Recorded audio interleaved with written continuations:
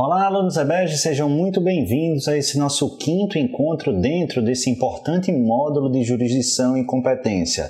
Dando continuidade ao nosso último encontro, prosseguiremos na análise da competência criminal para as infrações criminais ambientais, os crimes ambientais. Conforme eu havia mencionado ao final da nossa quarta aula, a regra atualmente observável é que a competência para o processamento e julgamento dessas infrações penais ambientais são fundamentalmente da Justiça Estadual. Mas perceba, quando eu foco com muita ênfase na regra, é porque naturalmente nós temos exceção. E essas exceções são preferencialmente objeto de questionamento de concurso público. A partir desse momento, a gente vai observar as principais exceções, tanto sob a perspectiva prática de importância daquele que milita no dia a dia criminal, em especial na Justiça Federal, e naturalmente com uma maior repercussão na jurisprudência dos tribunais superiores e, claro, por consequência, uma maior probabilidade de aparecer no seu concurso. A primeira exceção aí no material de vocês que eu queria tratar é justamente essa, na tela, pesca ilegal do camarão em mar territorial. Volta aqui, pessoal. Essa prática, essa infração penal, ela é muito frequente lá na Defensoria Pública da União, sobretudo naquelas localidades naquelas sedes que se localizam fundamentalmente numa zona litorânea, como é, por exemplo, onde eu estou lotado, que é João Pessoa. Mas aparece sempre em todas as capitais do litoral, aparece muito esse tipo de crime. E o que é que acontece? Em regra, algumas espécies, e para ilustrar a gente vai citar o camarão, ele se encontra em período de defesa. O que é isso? O período em que a pesca está proibida. Frequentemente é porque estão essas espécies em período de reprodução. E a pesca poderia, nesse momento de reprodução, poderia prejudicar o ecossistema. Daí se estabelece o período de defesa. Pedro, e aquelas pessoas, por exemplo, que vivem fundamentalmente da pesca do camarão? É justamente para isso que existe um benefício específico para os pescadores, que é o seguro defeso. Mas isso vocês estudam lá na Seguridade Social, nas aulas de Previdência Social. Bacana, tranquilo, mas compreendido isso, então há momentos do ano em que uma pesca, a atividade pesqueira de uma determinada espécie marítima, ela é vedada. Se ela é vedada, se ainda assim, sabendo disso, um pescador vai e efetua a pesca em período de defeso, estamos efetivamente diante de um crime de pesca ilegal. Bacana? Bacana. Agora vamos imaginar que essa pesca ilegal ela se dê em mar territorial, porque é isso que aparece na hora da sua prova. Uma pesca ilegal, essencialmente como regra, vai se dar justamente na competência da Justiça Estadual. Mas a pesca ilegal, no meu caso, no meu exemplo do camarão, no mar territorial muda de figura e faz com que a competência vá para a Justiça Federal. E lembra, naquela nossa dica, o objetivo aqui não é que você decore pesca em mar territorial é competência da Justiça Federal, porque tem uma pancada de coisas para você memorizar e isso não é a melhor forma. Então a dica crucial que vai te ajudar até para compreender outros exemplos é, olha, sabendo que é da Justiça Federal, vamos entender por que essa competência é da Justiça Federal. Na verdade, pessoal, nessas atividades de pesca, de caça, a gente precisa enxergar o local em que se deu essa atividade, essa infração penal. E, analisando o local, perguntar a quem pertence essa localidade. E se essa localidade onde se materializou a infração penal for pertencente à União, evidenciado estará ao interesse direto da União. Então lembra, o mar territorial é um bem da União. Pedro, por que você está dizendo que é um bem da União? É isso que você acha? Não é o que eu acho. É o que a Constituição determina. O artigo 20, inciso 6º, diz: são bens da União, entre outros, o mar territorial. Se a pesca ilegal se deu em mar territorial, que é um bem da União, haverá interesse direto da União e, portanto, competência da Justiça Federal. Bacana? Então você já sabe de um caso muito frequente, uma exceção que aparece em prova e a razão pela qual a competência é da Justiça Federal. Afinal, o mar territorial e não o camarão são bens da União, é um bem da União. Bacana? O segundo exemplo na tela aí para vocês: extração ilegal de recursos minerais perpetrados em propriedade particular. Fica muito esperto e volta aqui para mim. Por quê? Porque se você assimilou acertadamente o raciocínio que eu mencionei para a pesca ilegal do camarão em mar territorial, você pode se atrapalhar ao aplicar a regra nesse meu exemplo. Por quê? Porque se você raciocinar pura e simplesmente, eu tenho que olhar de quem é o local da infração. E a infração, ora analisada, é extração ilegal de recursos minerais perpetrados em propriedade particular. E aí o aluno mais apressado diz: opa, é propriedade particular, não é bem da União, logo competência da Justiça Estadual, certo? Seria certo se você estivesse se esquecendo de um detalhe que está, mais uma vez, no artigo 20, desta feita no inciso 9º da Constituição, dizendo que, dentre outros, são bens da União na tela os recursos minerais, inclusive do subsolo. Ou seja, volta aqui para mim,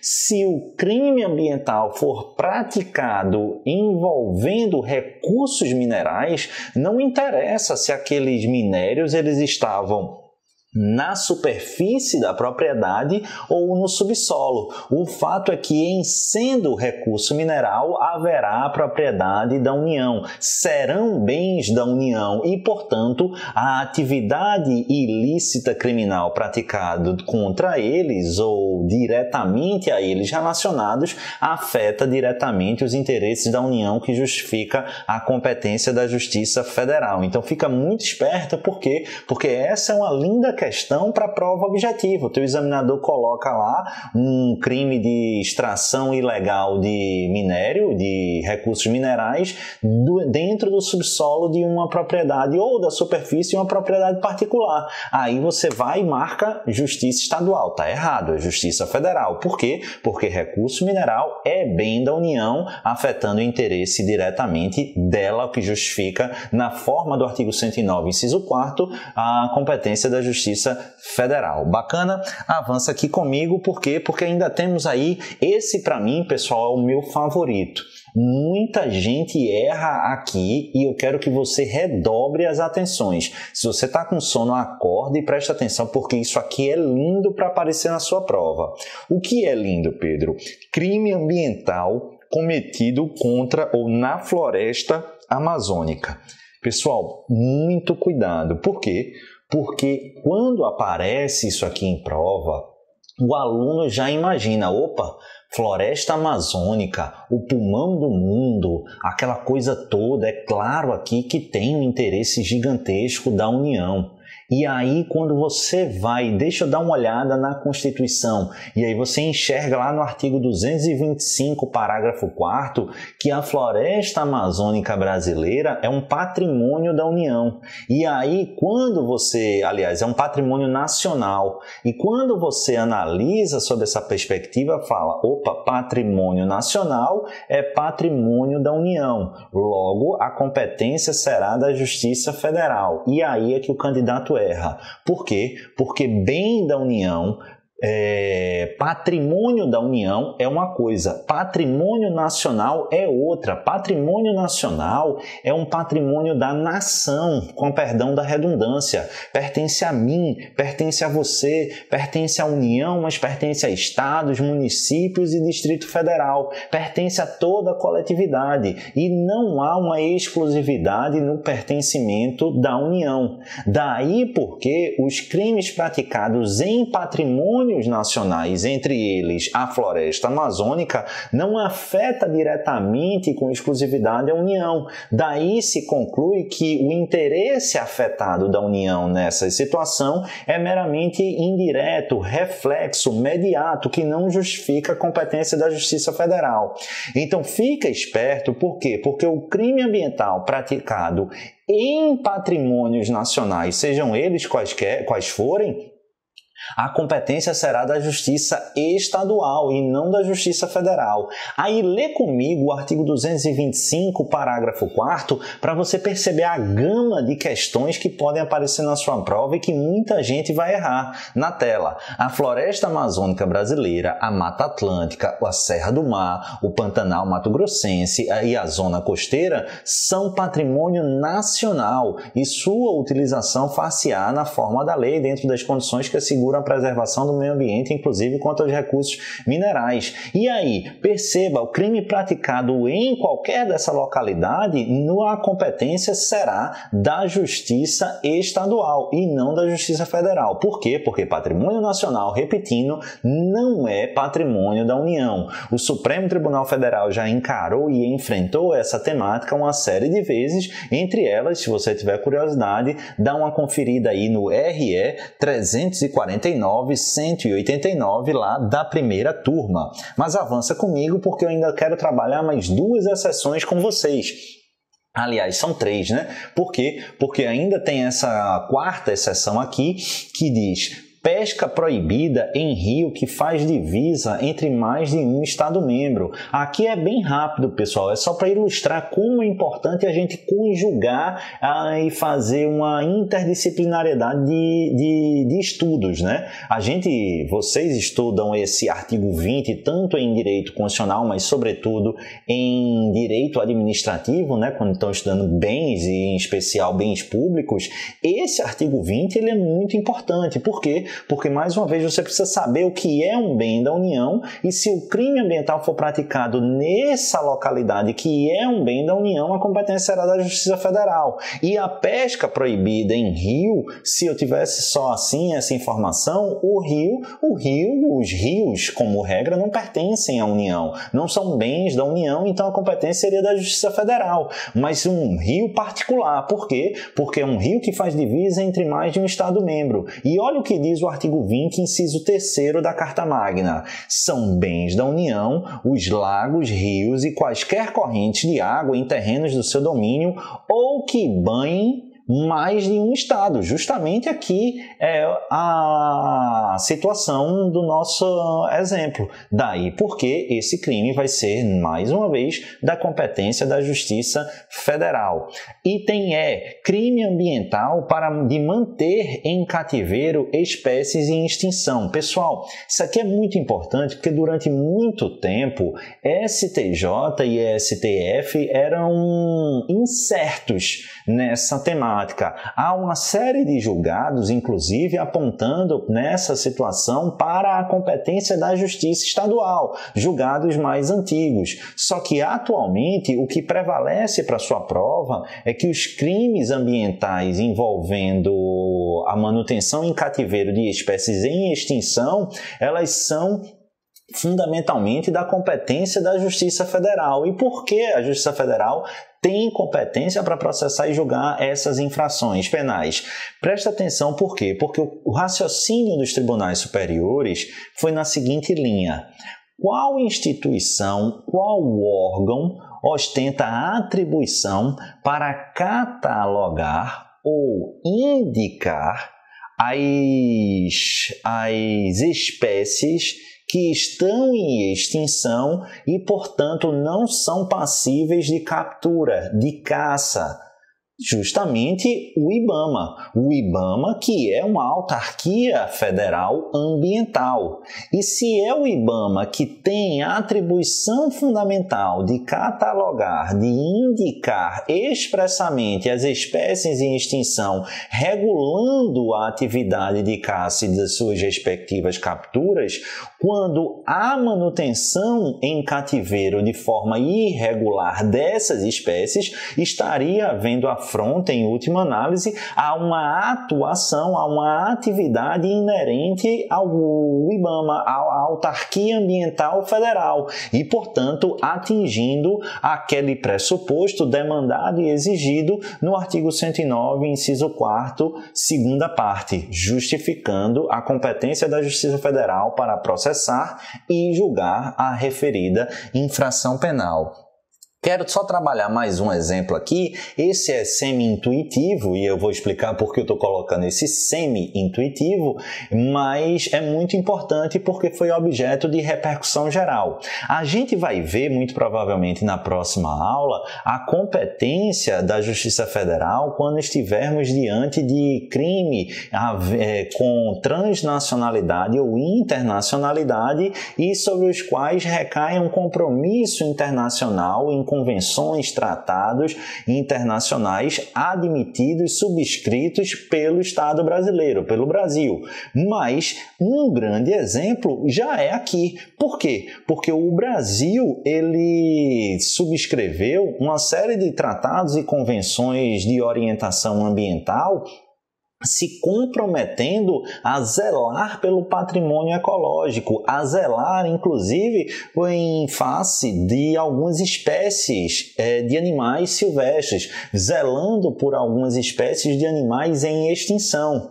E se houver essa violação, essa infração penal envolvendo especificamente esse tema, acrescido ainda de transnacionalidade, nós teremos, indubitavelmente, conforme a gente vai estudar, a adequação a um pressuposto constitucional que tem como consequência a competência da Justiça Federal. De toda forma, tatua aí no braço, na testa, na retina, a seguinte tese que concluiu nesse sentido em repercussão geral no RE 835558. E o que é que disse o STF na tela?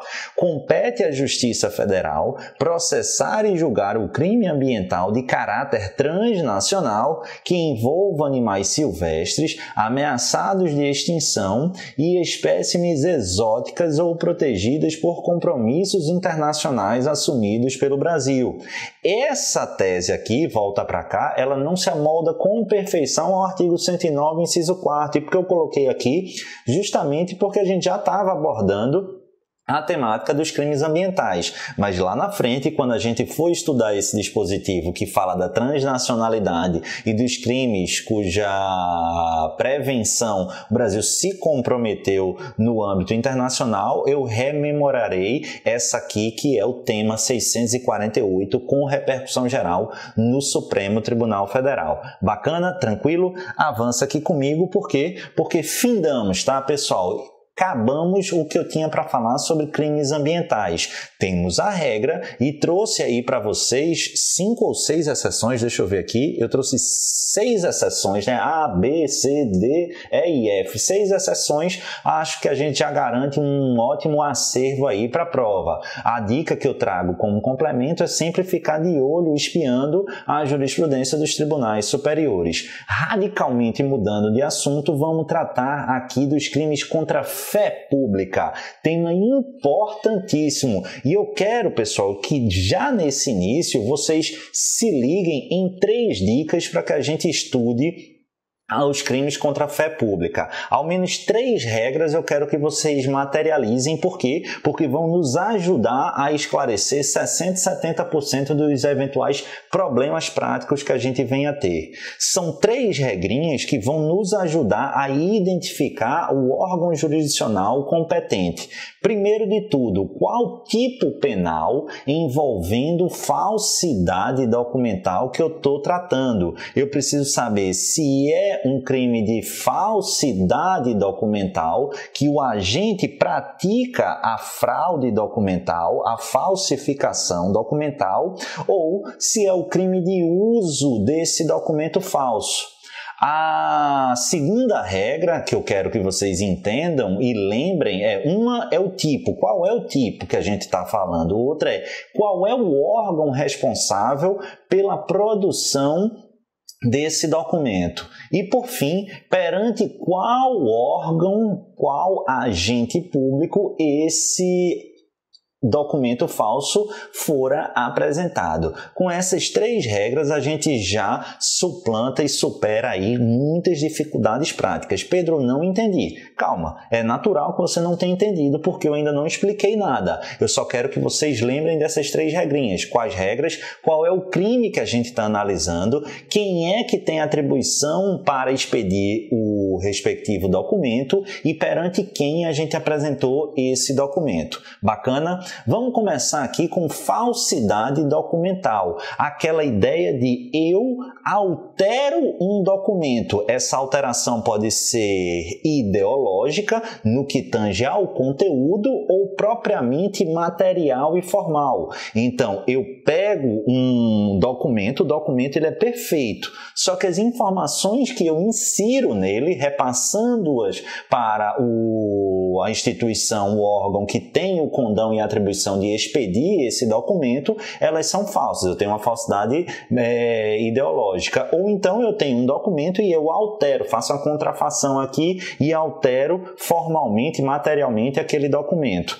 A dúvida que a gente vai se perguntar, ou melhor, a resposta que a gente precisa buscar para saber de quem é a competência é perguntar, olha, quem é formalmente que tem a atribuição para expedir esse documento? Vamos pensar aqui, primeiramente, num caso que eu gosto muito, que é a Carteira Nacional de Habilitação, a CNH. Cuidado, tá, pessoal? Porque os mais desavisados ou apressados vão achar que a CNH, por conta do nome nacional, que indica a validade em todo o território nacional, ela é expedida por um órgão da União, o que não é verdade. Ela é expedida por órgãos estaduais. Em regra, é o DETRAN que expede a Carteira Nacional de Habilitação. Então, eu moro em João Pessoa, mas a minha carteira de habilitação, ela foi expedida lá em Pernambuco, lá em Recife. Então, o DETRAN Pernambuco expediu aquela minha carteira. Se mesmo aqui eu estou usando a minha carteira CNH alterada, falsificada, o que é que acontece? Justamente a competência será da Justiça Estadual, e no caso, a Justiça Estadual de Pernambuco. Por quê? Mas é Justiça Estadual, porque o órgão estadual é que é aquele que detém a atribuição para expedir o documento. Bacana? Essa é a primeira regra. Então, lembra da CNH. CNH, órgão estadual responsável pela sua confecção, pela sua expedição. Logo, o crime de falsidade desse documento, ele vai ser julgado pela Justiça Estadual. Tranquilo? Bacana? Vamos para a segunda ideia. O uso do documento falso. Agora, não fui eu quem falsifiquei o documento. Falsificaram o documento e eu o utilizo. Vamos pensar na mesma CNH. A mesma CNH que é expedida por um órgão estadual. Bacana? Bacana. Só que eu estou lá no trânsito, vindo de Recife para João Pessoa e sou parado por quem? Ali na BR, pela Polícia Rodoviária Federal. E aí eu faço uso desse documento que é sabidamente falso. A Polícia Rodoviária vê, investiga e diz, esse documento é falso. Perceba, não estou falando de falsidade documental. Se eu estivesse sendo investigado pela falsidade da CNH, Justiça Estadual. Mas como é o uso de documento falso, eu não mais vou investigar e vou analisar o órgão responsável pela expedição, mas sim perante quem eu apresentei aquele documento falso. Quem é que eu tentei ludibriar? Quem é que eu tentei enganar? Nesse meu exemplo, eu me vali de uma CNH, que é a atribuição estadual para expedição, para tentar ludibriar quem? A Polícia Rodoviária Federal, que é, obviamente, um órgão pertencente ao Executivo da União. E se assim o é, teremos competência da Justiça Federal. Perceberam? Por isso que eu gosto muito da CNH. CNH, se eu tiver diante de um crime de falso, a competência será da Justiça Estadual. Se eu tiver de outra sorte diante de um crime de uso de documento falso, a competência vai ser de acordo com o órgão perante o qual eu apresentei. Se fosse pela fiscalização de trânsito estadual, seria a Justiça Estadual, mas no meu exemplo foi diante da Polícia Rodoviária Federal. Competência, portanto, da Justiça Federal. Esse tema é tão importante que o Superior Tribunal de Justiça veio a editar um verbete simulado falando sobre o tema. Na tela, súmula 546 do STJ.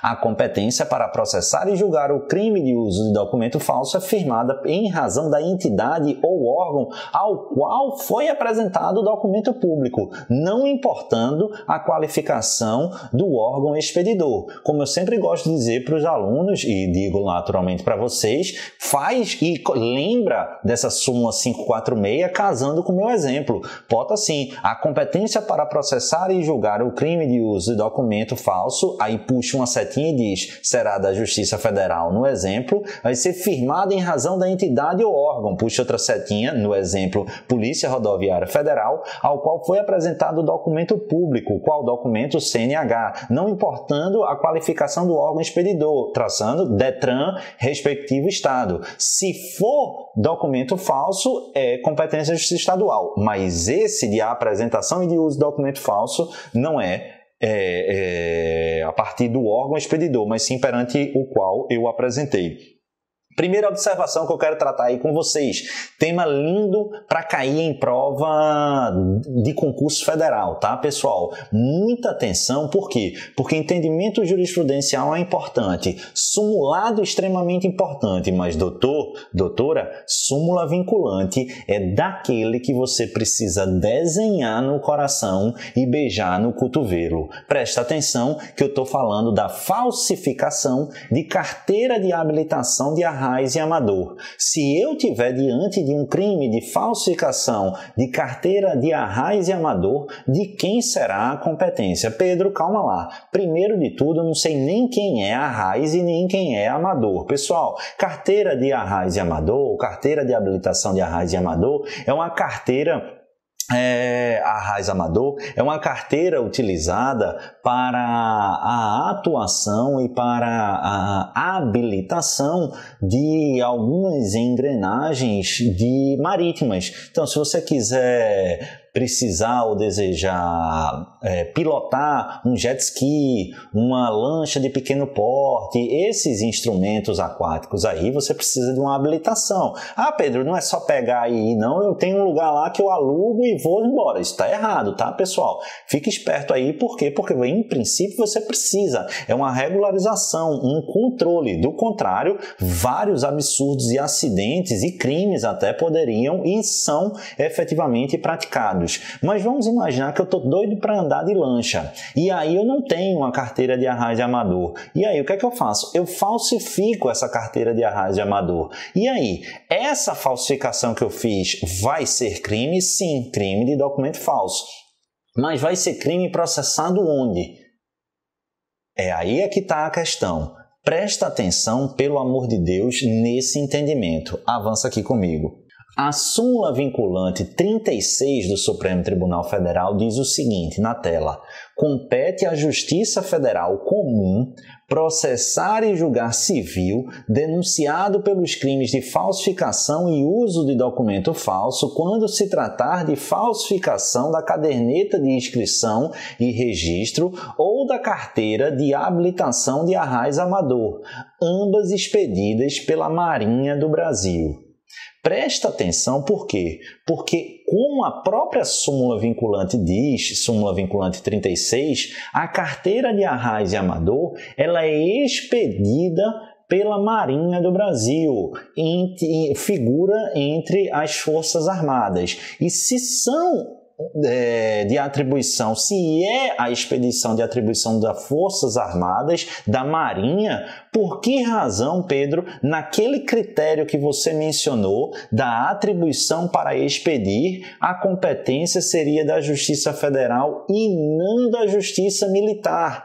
Porque perceba, aqui a ideia não é nem questionar se a competência é da Justiça Estadual, isso aí é lógico que não é, mas por que não da Justiça Militar da União, se está havendo um desrespeito a uma atribuição direta da Marinha, das Forças Armadas Federais? Pessoal, durante um bom tempo, a jurisprudência do Supremo Tribunal Federal foi, de certa forma, vacilante, mas a conclusão que eu quero que vocês compreendam é que, nesses casos, a competência será da Justiça Federal, mas, sobretudo, entendam o porquê, naquela ideia de para de decorar a súmula 36 vinculante, é importante, mas, acima de tudo, o relevante é saber o porquê, porque numa prova de segunda fase, numa prova oral, vão querer saber o porquê.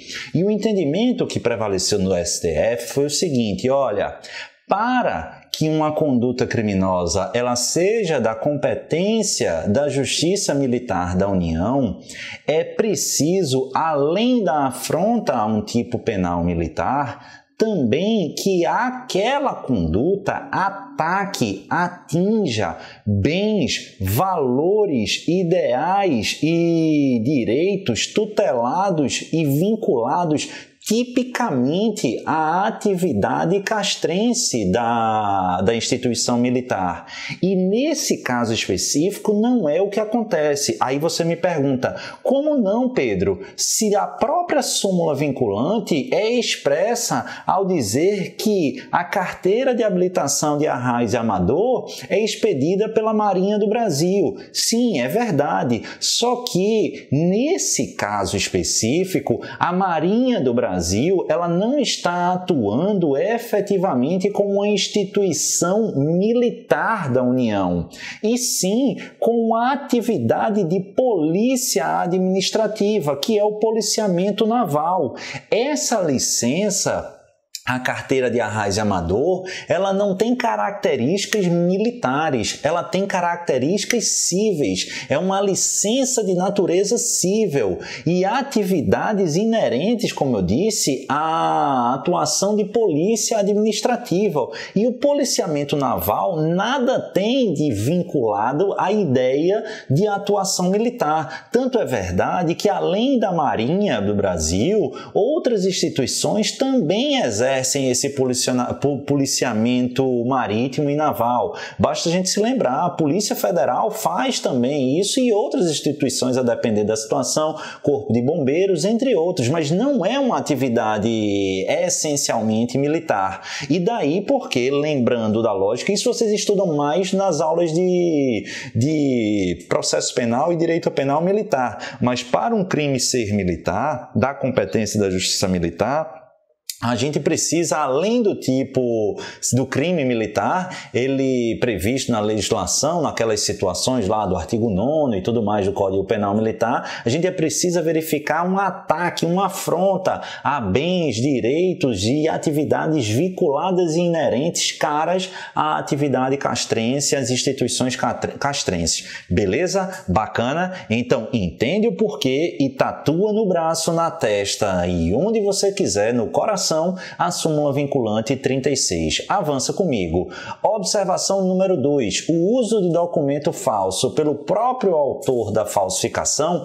Presta atenção aqui comigo. Qual é o exemplo? Vamos puxar da CNH. CNH, quem é o órgão expedidor? DETRAN, competência da Justiça Estadual. Mas se eu apresento uma CNH perante a Polícia Rodoviária Federal, o que é que acontece? A competência será da Justiça Federal, súmula 536 do STJ. Mas fique esperto, essa situação que vai cair na sua prova. Eu, Pedro, alterei a minha Carteira Nacional de Habilitação e eu, Pedro, apresentei perante a Justiça, perante a Polícia Rodoviária Federal. Perceba, um mesmo agente praticou a falsificação do documento e a apresentação, o uso do documento. Eu vou ter aqui quais crimes? Vou ter o uso? Vou ter falsidade de documentação, falsificação documental? Vou ter os dois? Vou ter apenas um? É isso que eu quero que você entenda. Quando for o mesmo agente o responsável pela falsificação e pela apresentação do respectivo documento, essa segunda modalidade delitiva, essa segunda conduta, ela vai ser o quê? Absorvida, não vai ser considerada, ela vai ser tida como um exaurimento da primeira conduta, um post-factum impunível. Então perceba no meu exemplo, contrafação, a falsificação seria da Justiça Estadual, a apresentação da Justiça Federal, porque perante a PRF. Só que, como foi o mesmo agente, essa segunda conduta é um pós-facto impunível. Então, eu desconsidero. Eu vou responder apenas pela falsidade documental e o uso desse documento falso será um pós-facto impunível. Daí porque, nesse meu exemplo, a competência será da Justiça Estadual. Essa compreensão é uniforme e recorrente no bojo dos tribunais superiores, em especial do STJ.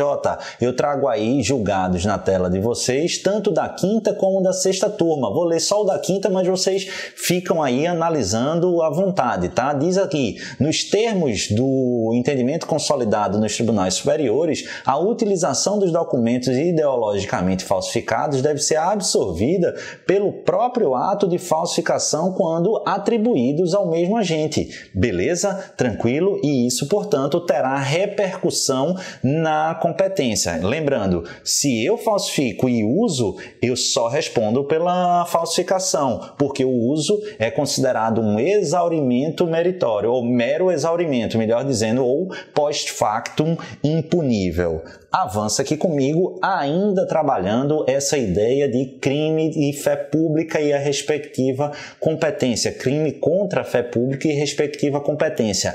Esse tema você precisa estar na ponta dos cascos. Por quê? Porque despenca em prova objetiva, subjetiva, prática e oral. E um crime maravilhoso para cair e muito importante, uma situação muito interessante e importante de para cair em concurso e que de fato despenca é esse aqui, quando o crime de falso ele é utilizado como um meio, como um crime meio efetivamente para a prática daquele crime fim. Aqui, pessoal, salta aos olhos, sabe o que? A figura do estelionato. Por quê? Muitas vezes, para eu, o que é o estelionato? É obter, mediante fraude, vantagem indevida. Então, para eu atuar fraudulentamente, por vezes, eu me utilizo de quê? De um documento falso. E aí, se eu falsifico, se eu uso esse documento falso especificamente para a prática do estelionato, eu vou responder pelos dois delitos. Por quais delitos? Primeiro de tudo, a gente tem que perguntar, esse documento falso empregado na consumação desse estelionato fim, ele ainda tem potencialidade lesiva? Porque se ele não tiver potencialidade lesiva, aí o estelionato vai absorver esse crime de falso. E quem disse isso? O STJ, numa das mais importantes súmulas e antigas súmulas daquela corte, súmula 17 na tela de vocês.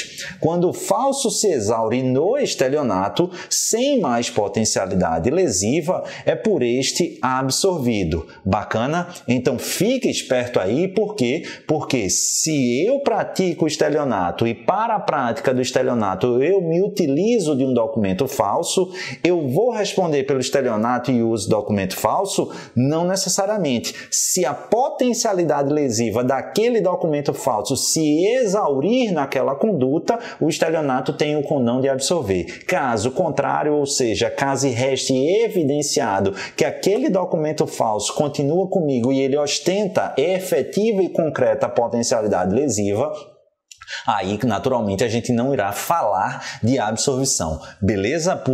Do crime fim ou crime meio. Mas a ideia é quando o crime meio tiver sua potencialidade lesiva exaurida, terá que ser ou será absorvido pelo crime fim. Bacana? Tranquilo? Uma questão deliciosa para a gente fugir um pouco da ideia do estelionato, que é o lugar comum, mas é um maravilhoso para cair em prova. Eu gosto muito de trabalhar com esses casos concretos com os meus alunos quando a gente está se preparando para a segunda fase de alguns concursos.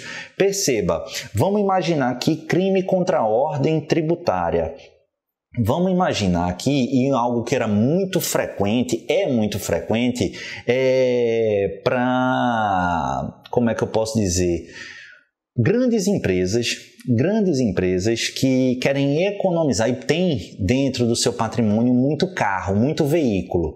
E aí o que é que eles fazem? Opa, vamos imaginar aqui, na verdade eu não sei como é que tá, mas eu vou chutar hipoteticamente, tá? Esses percentuais que eu vou falar agora não são reais. Vamos imaginar que o IPVA de um veículo em Pernambuco, aqui do lado, ele esteja aí na faixa de 3%.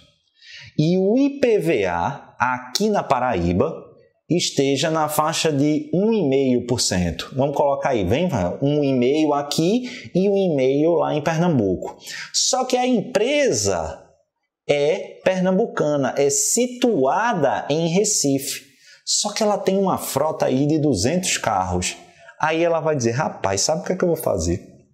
Eu vou registrar todos esses carros onde? Eu vou registrar todos esses carros na Paraíba, porque aí eu pago o IPVA referente a 1,5% e não a 3,5%. Então perceba, aqui, só que para eu registrar na Paraíba, eu preciso mentir. Eu vou criar pelo menos um documento ideologicamente falso. Por quê? Porque esses carros, esses veículos, eles não são da Paraíba, eles são de Pernambuco. Eles estão localizados, sediados lá em Pernambuco. Então, beleza, eu uso um documento falso aqui em João Pessoa, aqui na Paraíba. Só que esse documento falso, ele é um crime meio. Porque, em última análise, o que é que eu quero fazer? Eu quero sonegar tributo. Eu quero evitar pagar aquilo que eu deveria, os 3%. Então, perceba, se eu só olhasse sob a perspectiva do uso do documento falso, a competência seria da Justiça Estadual da onde? Da Paraíba. Por quê? Porque eu usei um documento falso, ou produzi um documento ideologicamente falso, para ser utilizado onde? Na Paraíba. Uso do documento falso na Paraíba. Beleza? Perante o Estado, o governo, os órgãos do Estado da Paraíba. Só que o porquê eu fiz isso? Esse foi o meio idôneo para eu deixar de pagar tributo. Só que esse tributo que eu deixei de pagar, quem é o ente, qual é o ente prejudicado? É Pernambuco. Então perceba, tem potencialidade lesiva esse documento que eu utilizei? Não tem mais. Aplico a lógica da súmula 17 do STJ. Então, esse uso do documento falso, cuja vítima seria Paraíba, foi absolvido por quem? Pelo crime tributário, de sonegação tributária do artigo 1º da Lei 8137 de 90. Então perceba, nesse cenário ele só vai responder, o agente só vai responder pelo crime tributário praticado contra o Estado de Pernambuco, Justiça Estadual de Pernambuco. Esse falso aqui, o crime de falso, crime meio, é por ele absolvido, beleza? Isso é maravilhoso para cair em prova. E seria maravilhoso ainda também numa prova para concurso federal. Imagine essa mesma lógica, só que por algum motivo aí o documento for apresentado perante uma repartição pública federal. Ainda assim, a competência seria da Justiça Estadual em relação ao tributo estadual. Beleza? Bacana? Fica muito esperto aí. Por quê? Porque o do estelionato é manjado, cai em prova muito. Mas esse aqui da falsidade ideológica, junto a um crime de sonegação fiscal, é maravilhoso. Crime contra a ordem tributária. Avança comigo para a gente tratar do último ponto em relação a essa temática de crimes envolvendo falso. Isso aqui não é muito o perfil de aparecer em prova, eu quase tirei do material de vocês, mas encasquetei na cabeça e disse, vai que cai, eu vou me blindar. Na tela aí. Carteira de Trabalho e Previdência Social falsa, a competência é da Justiça Estadual ou da Justiça Federal? Fique esperto, tá, pessoal? Vou adiantar, hoje é da competência da Justiça Federal, mas isso ia depender, eu não sei como é que vocês, eu sempre oriento os meus alunos, perto de prova ou quando termina um assunto, dá uma lida nas súmulas. É muito importante em curso de súmula, entender súmula. Eu até tenho um livro de comentários de súmula, e entendimentos criminais, né, envolvendo súmulas criminais de penal, processo penal, execução penal, envolve repercussão geral, recursos repetitivos. Por que isso é muito importante? Isso cai muito em prova, em especial em prova de primeira fase, provas objetivas.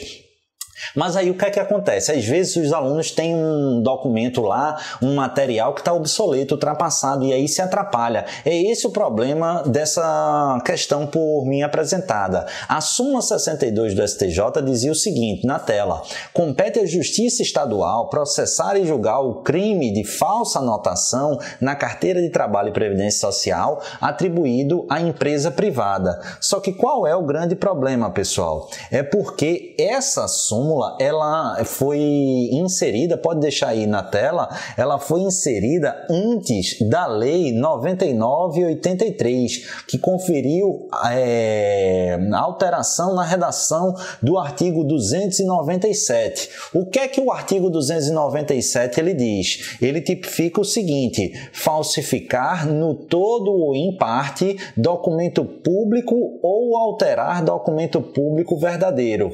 E aí o parágrafo 3º traz uma série de situações, mas presta atenção e a gente vai ler por quê? Porque essas situações elas tiveram redação alterada e modificada e no ano de 2000. O que é que diz esse parágrafo 3º na tela?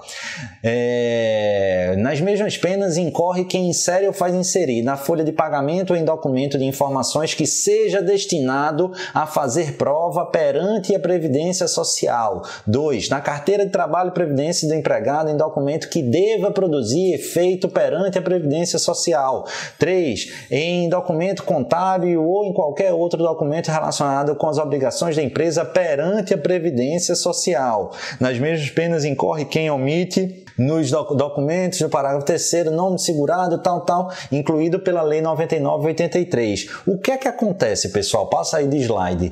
Com a nova lei, nova não, né? A lei de 2000, esses crimes passaram a ter uma destinação clara e evidente de ludibriar a Previdência Social, essa indubitavelmente um órgão do Poder Executivo Federal. Se assim o é, não há razão de ser da súmula 62, que dizia que a falsidade praticada por empresa privada seria da competência da Justiça Estadual. Por quê? Porque todos esses crimes do parágrafo 3º do artigo 297, eles envolvem o falso da CTPS em outros documentos destinados a ludibriar a Previdência Social. Justamente por isso, o STJ ele supera a súmula 62, apesar de não ter ainda cancelado, e em julgados mais recentes, a terceira seção vem apontando a não mais competência da Justiça Estadual.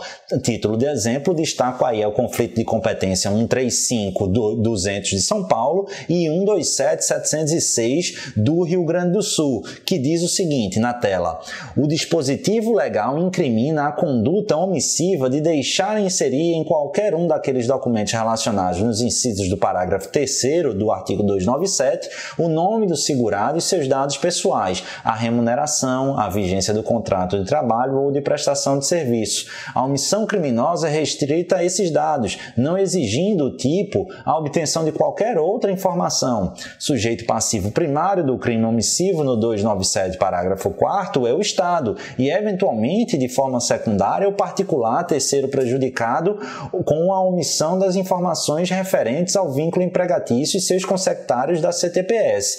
Cuida-se, portanto, de delito que ofende de forma direta os interesses da União, atraindo a competência da Justiça Federal, conforme o disposto no artigo 109, inciso 4º da Constituição Federal. Bacana? Beleza? Então, nas últimas manifestações do STJ, apesar de não ter havido formal cancelamento da súmula 62, há uma nítida verificação da superação do seu entendimento. E por quê? Destaque-se que, com a alteração da redação do parágrafo 3º do 297 com aquela lei de 2000 e considerando que a súmula é anterior ao ano de 2000, não mais faria sentido o verbete sumulado. Bacana? Avança comigo. Superamos justamente a competência dos crimes contra a fé pública, ou ao menos aquilo de mais importante que tínhamos para tratar sobre eles, mas não exaurimos o tema competência e tampouco a abordagem relacionada ainda ao inciso 4º do artigo 109. Eu quero ainda falar com vocês sobre execução penal. Por quê? Porque há um segredinho, há um bizu para que a gente saiba a competência para o juízo da execução penal. E isso é um tema que muitos alunos meus que querem e muitos estagiários que atuam comigo lá na Defensoria Pública da União, eles têm dificuldade. O que é que acontece? Vamos imaginar que um assistido lá da DPU tenha respondido por tráfico internacional de drogas, competência da Justiça Federal. Ao fim e ao cabo, venha a ser condenado com trânsito em julgado, passa a cumprir pena. Só que fica preso não no presídio federal, mas sim no presídio estadual. E aí a gente não atua na execução. Doutor, não chegou a hora de pedir uma progressão de regime, um livramento condicional, algum benefício aí para aquele nosso assistido? Não, eu disse, rapaz, eu nem sei. A execução fica lá na atribuição da Defensoria Estadual, mas ele não é nosso preso? Calma lá. A competência para a execução penal, ela não depende do órgão jurisdicional responsável pelo título executado. Como assim? Quer dizer que se um preso condenado pela Justiça Federal estiver preso, recluso, recolhido num estabelecimento penitenciário estadual, a competência vai ser da Justiça Estadual? Sim, da VEP, da Vara de Execução Penal daquela localidade, nada se referindo à Justiça Federal. Por quê? E aqui que eu quero que você entenda. O bizu, o macete que você precisa entender é que para fins de execução da pena, para fins de definição da competência para apreciar questões inerentes à execução penal, o critério a ser verificado é o estabelecimento criminal pertence, em que o preso cumpre a sanção, pertence. Se estiver num presídio, numa penitenciária federal, a competência será de quem? Da Justiça Federal, do juiz federal. Mas, como a gente sabe que há pouquíssimas penitenciárias federais no nosso país e a maior parte é centralizada nos estados, a execução penal, principalmente, é coordenada pelas VEPs, pelas varas de execução penal da Justiça Estadual. Então, beleza, presta atenção que não tem nada a ver. Ah, Pedro, fulano foi condenado, transitado e julgado pela Justiça Federal e o pedido dele de progressão está pendente lá na vara de execução do Estado. Tá certo, por quê? Porque ele está preso numa penitenciária estadual. Bacana? Então, qual é o critério? Esquece de onde veio a condenação. Você precisa perguntar: esse preso, ele responde, ele cumpre pena onde? Ele cumpre pena no estabelecimento prisional estadual, competência da Justiça Estadual. A súmula 192, ela fala sobre questões militares, mas a lógica é exatamente essa que eu falei para vocês na tela. Compete ao juízo das execuções penais do Estado a execução das penas impostas a sentenciados pela Justiça Federal, Militar ou Eleitoral, quando recolhidos a estabelecimentos sujeitos à administração estadual. Ele fala de militar, ele fala de eleitoral, ele fala de federal, mas a lógica é o quê? A competência é definida sob a ótica do ente responsável por aquele estabelecimento. Bacana? Da mesma forma, e aqui é importante porque a gente fica na regra. A regra é estabelecimento estadual e, portanto, competência da vara da execução penal no âmbito dos estados. Mas se alguém for condenado, estiver cumprindo pena e for remetido para a Justiça Federal, a competência, nesse momento em que ele está cumprindo pena numa penitenciária federal, vai ser do juiz federal. Falando sobre isso, questões de presídio, penitenciária federal, de deslocamento, é muito importante um estudo que não dá para fazer aqui, a gente faz quando dá aula de execução penal, mas vale aqui citar pelo menos 2 dispositivos que é relacionado à Lei 11.671 de 2008, tá? Que teve algumas alterações pontuais com a Lei Anticrime, mas aí a gente deixa para estudar lá em execução penal, num outro curso, ou com outro professor, ou eu mesmo, não sei se quando vocês estiverem vendo eu já vou ter esse curso aí de execução penal, mas fica aí na tela. O artigo 2º diz: a atividade jurisdicional da execução penal nos estabelecimentos penais federais será desenvolvida pelo juízo federal da seção ou subseção em que estiver localizado o estabelecimento penal federal de segurança máxima. Então, por exemplo, a gente tem a penitenciária federal em Catanduvas, no Paraná. Eu, essa semana, tive audiência com um preso meu aqui, mas é um preso provisório, mas que estava lá. Mas se durante qualquer coisa tiver para discutir, a execução provisória ou eventualmente de maneira posterior definitiva dele vai ser lá no juiz federal que está dentro da subseção que inclui Catanduva lá, Catanduvas, no Paraná, beleza? Tranquilo? Então fique esperto, a lógica sempre da execução penal é onde é que ele está cumprindo pena, a quem pertence esse estabelecimento, e aí você define a competência.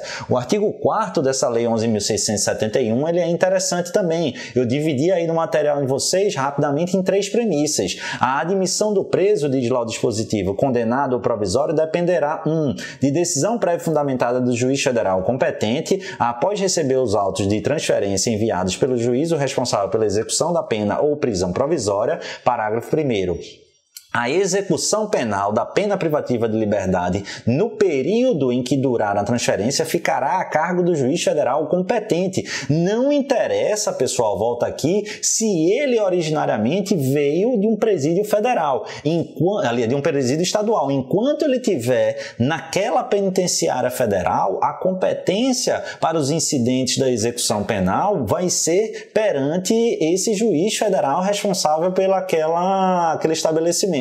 Beleza? Isso aqui encontra ressonância, inclusive, na remansosa jurisprudência do STJ, do Superior Tribunal de Justiça. Para terminar aí, o parágrafo 2º do artigo 4º. Apenas a fiscalização da prisão provisória será deprecada mediante carta precatória pelo juiz de origem ao juízo federal competente, mantendo aquele juízo a competência para processo e para os respectivos incidentes. Vamos avançar aqui comigo, ainda falando agora sobre contravenção, só para a gente finalizar aqui a nossa aula. E por que eu digo finalizar? Porque rapidamente eu já abordei isso. Quando eu li com vocês o artigo 109, pessoal, da Constituição, inciso 4º, eu disse que não incluíram sociedade e economia mista, a gente já viu, e excluíram expressamente contravenção. Então, juiz de primeiro grau federal não julga contravenção, beleza? É o entendimento da súmula 38 do STJ na tela. Compete à Justiça Comum Estadual, na vigência da Constituição de 88, processo por contravenção penal, ainda que praticada em detrimento de bens, serviços ou interesses da União ou de suas entidades. Primeira observação, e se a contravenção for cometida em conexão com um crime de competência federal? E aí, Pedro, uma contravenção que seria julgada pelo Estado, pela Justiça estadual, ainda que praticado contra a União, e um crime da competência federal. Aí eu vou reunir. Não, juiz de primeiro grau federal não julga em hipótese alguma contravenção, separa. Contravenção vai para a Justiça Estadual e o crime federal fica lá na Justiça Federal. E se a contravenção for praticada contra a União, Justiça Federal de primeiro grau não julga contravenção. Então, separa se tiver conexão. Bacana? Tranquilo? E a segunda observação é possível julgamento de contravenção pela Justiça Federal em prerrogativa de função. Aí você diz, não, calma lá. Justiça Federal de primeiro grau não julga em hipótese alguma. Mas Justiça Federal lato sensu pode? Em tese pode. Vamos imaginar aí, é difícil imaginar, mas um prefeito que tenha praticado uma contravenção contra a União. Nessa situação, a gente poderia cogitar da observância da prerrogativa de foro e o julgamento da contravenção no TRF. Mas não se trata. A vedação no artigo 109, inciso 4º, para o julgamento de contravenção é da Justiça Federal de primeiro grau. Em tese, em sendo prerrogativa de foro, seria possível a Justiça Federal através do Tribunal Regional Federal respectivo. Beleza? Próxima aula eu volto tratando sobre crime de terrorismo e aí a gente finaliza. Um beijo no coração, espero que tenham gostado. Fiquem com o Papai do Céu e até o próximo encontro. Valeu, pessoal!